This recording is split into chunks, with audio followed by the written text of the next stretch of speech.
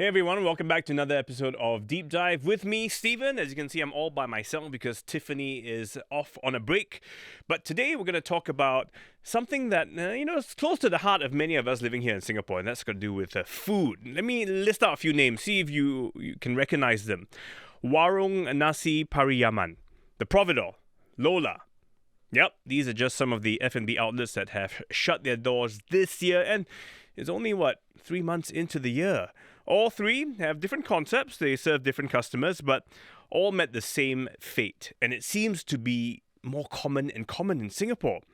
Give you some numbers. In 2024 alone, more than 3,000 F&B outlets closed. That's the highest number in nearly 2 decades. Reasons familiar. They say rising rents, higher operating costs, shortage of manpower, customer habits have changed too. But even as doors close, many new restaurants are coming onto the scene. In 2025, more than 4,000 new F&B businesses were registered, even as about 3,000, or rather over 3,000 outlets closed. So what is it about Singapore that makes, the F&B scene so volatile? And even though things can get rough, why do entrepreneurs, both local, foreign, keep coming back for more? Do they enjoy the pain, the agony, the challenge? I don't know. We're going to find out because I have one of them with me today. Mustaffa Kamal is the co-founder of the Black Hole Group, the team behind restaurants Tipo Pasta, Bar and Ella. That's right. And also Debbie Yong is a restaurant industry watcher and a brand strategist. Hi. Mustaffa, I was just talking about someone like you, the people who open and close F&B outlets, but, you've been in the industry for 13 years, had your own ups and downs, I dare say. What is the most difficult part about running an F&B establishment? F&B industry is very challenging, not because to pour a glass of water is rocket science. It's just that it's little actions like pouring a glass of water, making sure the aircon is right, the music is playing, the staff turn up on time, the food is fresh. All of that, a million things happening all at once, simultaneously. It takes one thing for it to go wrong. All that simultaneously to sell a burger that is $10. So you have to sell thousands and thousands of that to make money. Okay. So it takes one thing to go wrong. So that's why F&B is so complicated. And you do it for 6 months and do it for a year and you think you've got the formula right. You've got the formula right. The economic condition changes next year. Trends change, consumer behavior change, and then you have to adapt to that again. So you have to find that rhythm, that formula to deal with that. There's no template that you can say, okay, it worked for this restaurant, let me just multiply it for all my different outlets. There is no general template. So I would say it would be naive to think, when you talk about the F&B industry, it would be very naive to think that F&B is just F&B. Okay. You've got, for local food, you've got local food in the hawker centres, you've got local food in the food courts, you've got local food in the food courts in the neighbourhood, you have got local food in standalone shop houses, and they all operate differently. Obviously, the general model is rent, manpower, cost of goods, utilities, generally it's like that. But the dynamics of the P&L differs from business model to business model. Yeah, and I guess the guy, eating in Ion versus the guy in Bishan, slightly different crowd, different expectations. And ironically, it just occurred to me, your group is called the Black Hole Group. It almost feels like, do you ever feel that things are just like... all the time. Sinking into a black hole. Things are disappearing all the time, getting broken all the time. Self-fulfilling prophecy. Well, Debbie, let's get to you because you were a journalist, and covering the business aspect of, the F&B industry in Singapore. Yes, indeed. What's the main trend you have noticed? So I've been writing about the restaurant industry since 2010. So that's just after the IRs opened. So I really saw the different waves of development of the industry. And I think my general takeaway is that everything is cyclical. Sometimes it feels like this is the worst we've ever seen. But actually, when you look back at the longer trajectory, there have been cycles, right? And that even predates the IRs, right? There are like periods of ups and downs. And I think that sometimes as a business owner, it's easy to sit and say, oh, this is the worst we've ever seen. But actually, there were lower dips as well. There was SARS. And actually, I lived in Hong Kong for a while, and I also covered the F&B industry there. And actually, the restaurant owners there tell me some of the best concepts, the most enduring brands today were started during SARS because they started at the most difficult time, right? So that survival, they were built with very little cushioning. And so, there were periods that restaurants have picked up from, and so it's not the worst. So you're saying now what all the F&B outlets here in Singapore are facing, you're saying it's not the worst? It's not the worst, and I think there are lots that we can unpack from there. Okay. And I think one thing when looking at closures is that the reasons for closures are not homogenous. We see a lot of coverage and a lot of hoo-ha over the closures, right? Every time. And a lot of them are very much loved chains that, heritage brands that have been around. And people are always like, oh, it's so sad. It must be rent. It must be terrible landlords, right? It must be, labor is really hard to find. So government, you need to give us better policies to hire foreign workers. But actually, there are many reasons why restaurants close. Sometimes it's private ones. It's partnership disputes. Yeah. And I know of some restaurants that have been named where they say, rent is the reason. And I know privately it's not. But the restaurant owner is not going to say, I fell out with my partner, because that's just a bad look, right? Yeah, John and Jenny didn't get along, but you don't want to tell the whole world. Sometimes it's funds have invested in the group, Yep. PE funds, and they have no sentimentality, right? They're like, okay, the numbers either make sense or not, or we cut service. That's fair. If you're a business and I've invested in you and I'm telling you either you make money, the moment you don't, or you don't give me a certain percentage returns, then forget it, not worth my time, right? Yeah. So that's one aspect. But coming back to the issue of rent, because that has been one thing that many, entrepreneurs have cried foul and said, it's crazy rent. So in your experience, how true is that? First of all, I actually agree with Debbie that it's naive to think that rent is the main culprit. In fact, it undermines our conversation. It simplifies the conversation to be like, just rent is not. Because rent has always been a challenge. Right. Even before the pandemic, even before... So it's not more of a challenge than it was in the past? It's more of a challenge because of the culmination of all the other factors. All the other factors meaning... the slight increase in GST, the strong Singapore dollar, the increase in number of openings in Singapore simultaneously, the changing consumer behavior, the fact that back in the day when you want to eat food, you either go out or you go out, tapao, bring home. Today you have food delivery, many other options, platforms. So they also take a commission. Yeah. But one would imagine rent is like what, at least 30%? It really depends on the operator. Like a lot of the operators I know, they operate between 18 to 21%. That is the kind of the sweet spot. If they can do it lower, that is better. Anything to me, anything above 20-25 is very slippery slope already. Yeah, so a restaurant owner once told me rent is a significant cost, but it's something you can control. At the point of signing the lease, if you have done your math, right, you can say, okay, my rent shouldn't be more than X percentage of the business. I think the issue now is, the general challenge in Singapore is that the F&B industry operates on very thin margins compared to a lot of the rest of the world, right? Like 5-10% if you're lucky for profit. And when you do your math, okay, so rent 20%, but you can't control the revenue. So once the revenue dips because consumer behavior has changed, then rent becomes a significant, a much bigger portion. So if your rent is 20,000 and then as the business owner, you've measured it. To make money, you need to hit $100,000 in revenue. Right. First 3 years, all good. After that, recession happens or whatnot. The revenue goes down. So now your rent is 20,000 out of 90,000. It's not 20% anymore, it's 20+%. That's one thing. Another thing is that typically the tenancy laws in Singapore, or the tenancy culture in Singapore, we sign 3 years. Yeah. 3 + 3. And after the first 3 years, the landlord is not just gonna like, okay, you're doing all right, I'm getting my rent, so it's gonna be an increment. Some landlords have a longer term view and relationship with the tenants. They say, you know what, I'm going to increase by 5-10%. Some, and I know this for a fact because we interact with other owners, get an increment of about 30-50%. Not uncommon. So when that happens, that messes up the whole P&L. And you cannot. Is already so and thin. you cannot just tap out and say, you know what? In that case, I move on because you've already invested capital into rent. Unfair?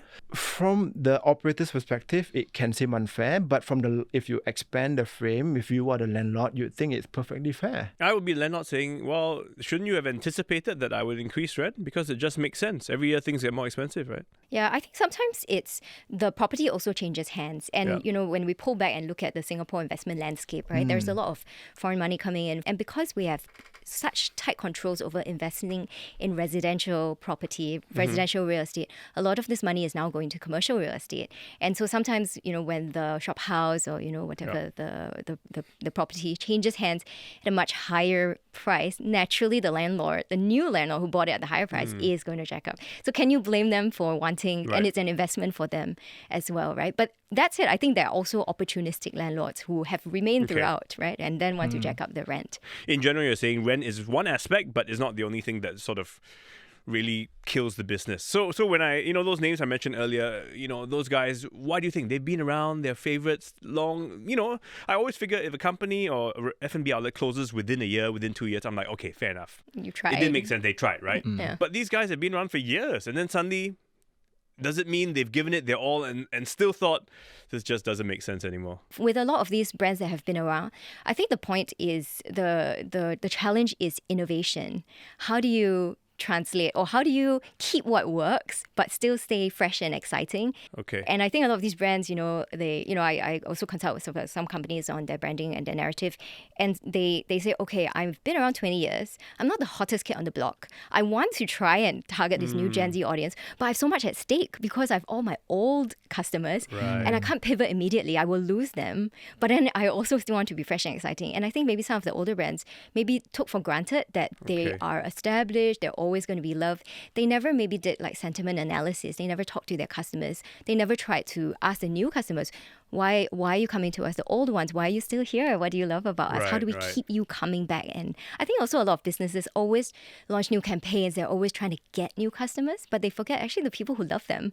There's still a lot to, build communities around them, engage them in different ways, build experiential touch points for that. Even for the brands I like, the places I like going to, I always assume that they would have like an online presence, they would have takeaway, or they would have, ready packed meals, that kind of thing. But then I realized in some cases they didn't. And I was like, you mean you don't? And that surprised me. So is that one of the reasons too? Have some of them failed to stay relevant, or have they also not diversified enough? There are heritage brands in Singapore that has evolved, and at some point in time, whether be it by chance or the visionary founder, they've diversified their portfolios. They're not just running F&B, they own buildings. They own a portfolio of properties as well. And when you run a business like an F&B business, you are day-to-day sucked into the ground, solving operational problems. You don't have time to really step back and strategize on a 10-year roadmap. Shouldn't that be the way? I mean, if I want to start a business, I would think, 10 years from now, where will I be? What are my goals? What are my objectives each year? What are my milestones? Shouldn't all that be planned out before you start something? I think the problem with a lot of the new entrants and why we're seeing so many new openings is that people think, oh, I've eaten in a restaurant and this could be better. I'm just going to open my own, and they haven't done the homework. And that's it. Even those who have done the homework, market conditions change, as Mustaffa was saying. So you need to have annual reviews of what is this 10-year plan. And like you're saying, I think that people are just too busy firefighting. Are some of these new businesses coming in they haven't mapped out and thought about how far they could go, how long their 300,000 will last, and done the math? I think that's exactly it. So I was also looking at investing in a restaurant a while ago. So I spent 15 years covering the industry, and now when people ask me, should I go in the industry, I tell them no. But recently I met a chef, a young chef, very, very ambitious, a lot of good potential. So we thought of investing. And we did, because we were pitching for a government property, so you have to submit a 3-year plan. And we actually went beyond that, looked at a 6-year plan, did all the math, did the financials, a whole spreadsheet and all of that. And then we realized the math ain't mathing.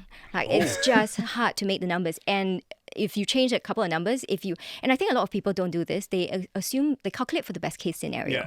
But you don't calculate for the worst case. What if nobody comes into your restaurant? What is your runway? And we mathed it all out. It was about 2 or 3 months. So 2 to 3 months, if nobody comes in, or if business tanks, that's all we had. And I realized, okay, it's a very risky investment.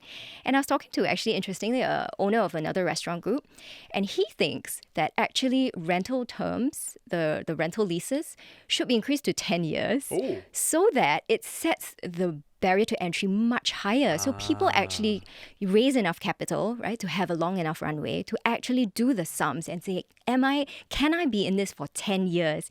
Then should I reasonably go into this industry? And what are my safeguards? And for me, I did it for 3 years and already I thought, okay, it's really hard to survive. So, kudos to you for surviving for so long, but I did not have the guts to do it. 10 years is a bit long, but I think 3 years is a good gauge. And ironically, you said it was because it's a government renting from the government. So they asked for that proposal, right? Yes, exactly. And that's not always the case in private commercial entities, right? They don't really care about your They plan. don't. They just, the highest pay bidder me X wins. amount if you can, go for it, man. When restaurants and cafes open and they close, they're not just opening and closing. In the period that they are open, they are disrupting the current players, the serious players in the market. They are diluting the market.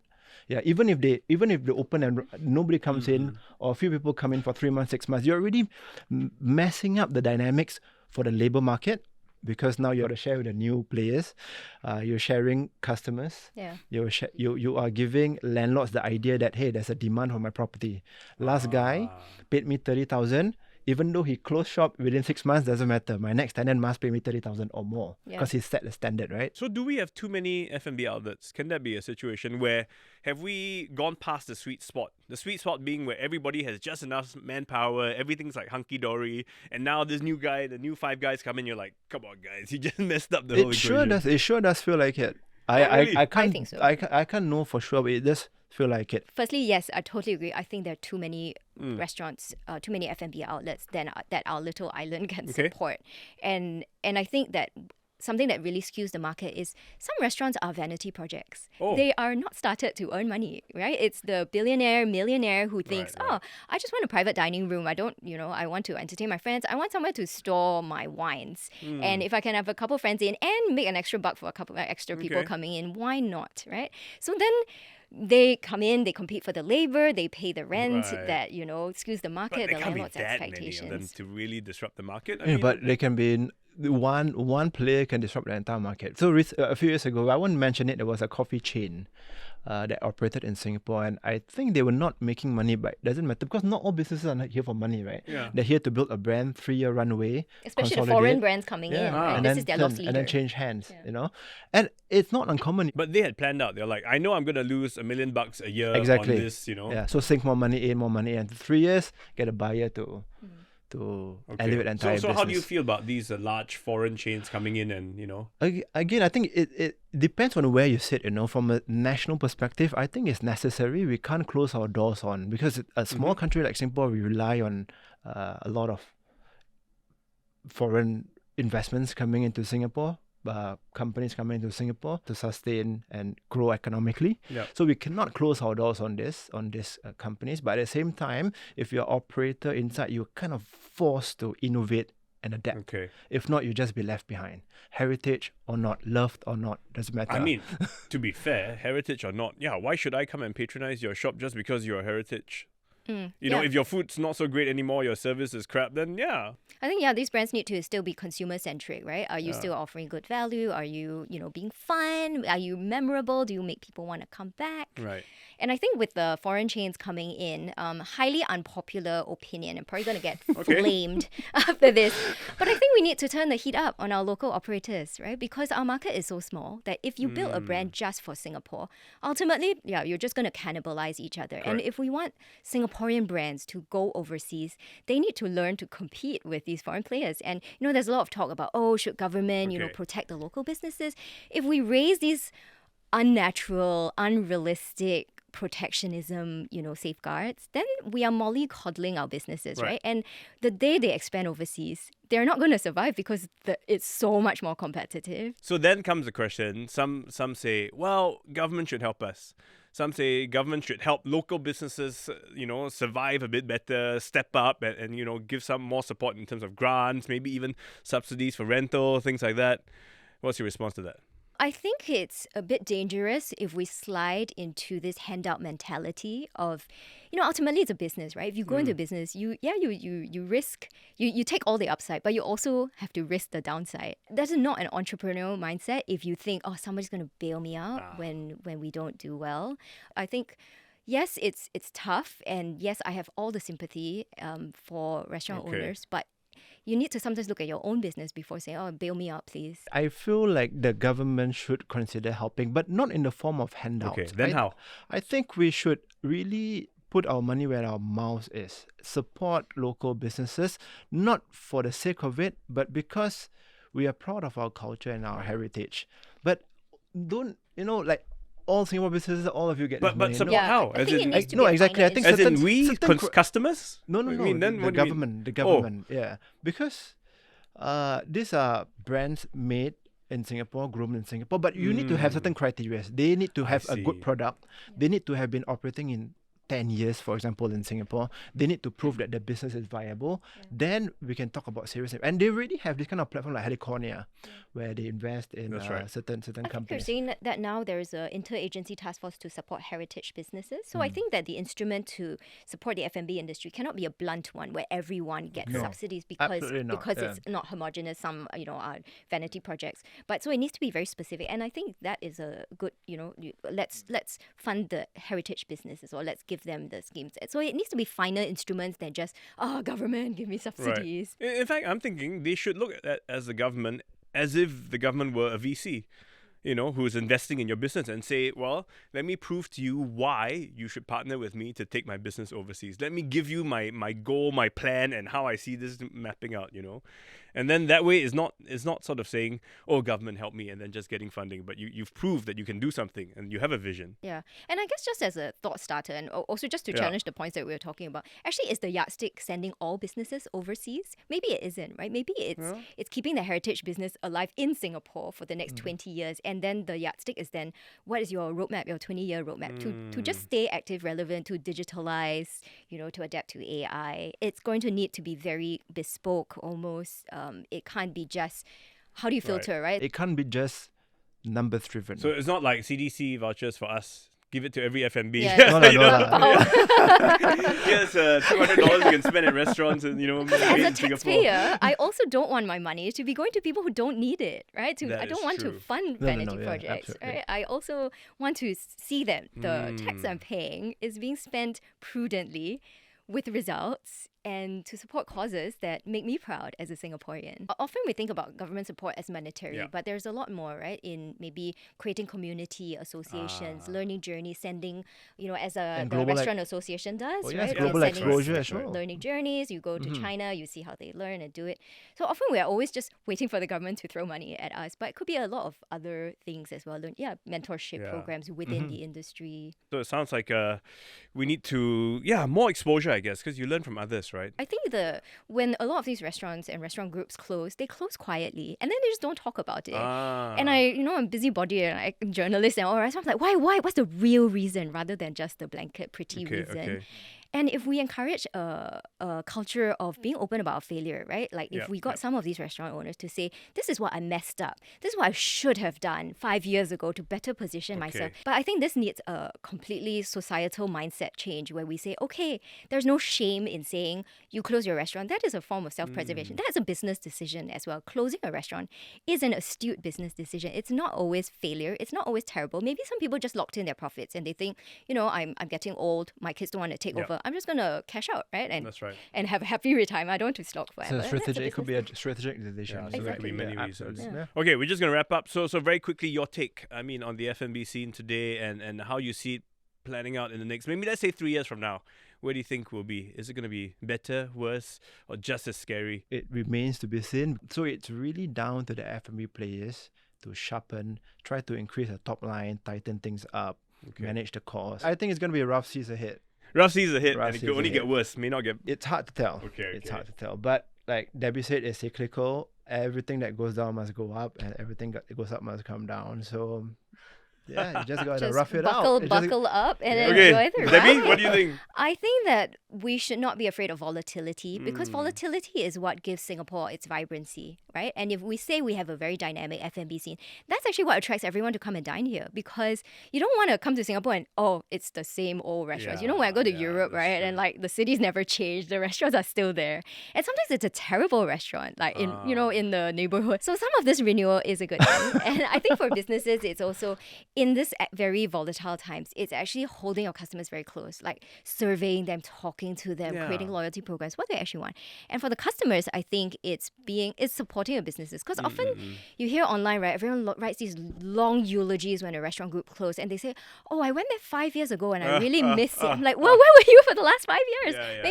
Maybe, so go back often. If something's not right, give private feedback. And I mean, online. Don't just give a 1-star rating and complain on Exactly. I mean, that's a whole other topic, but you tell them how you can improve. Tell them your needs so that they can design around you as a consumer as well. I mean, we got very fussy customers here in Singapore, I admit, But I do love great service, and I'm willing to pay a bit more if you get better service, because so many times I felt, even though I'm paying so much, then you get this crap service and you're like, okay, I'm never coming back here again. Yeah, you're going to drive up restaurant prices a bit more nowadays. I don't know. I mean, good stuff. Just smile, say hello, thank you, and don't charge for water. Never mind, that's a whole different discussion.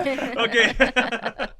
On that note, we want to say thanks to our guests for coming in and sharing their thoughts on this issue. I mean, we love our food. We love dining out and enjoying, that lifestyle. So let us know what you think about it. What do you think about your favorite outlet closing down, or and how do you feel we can support them better, in what way? So let us know your thoughts. We do love to hear from you. But otherwise, that's it for this week's episode of Deep Dive.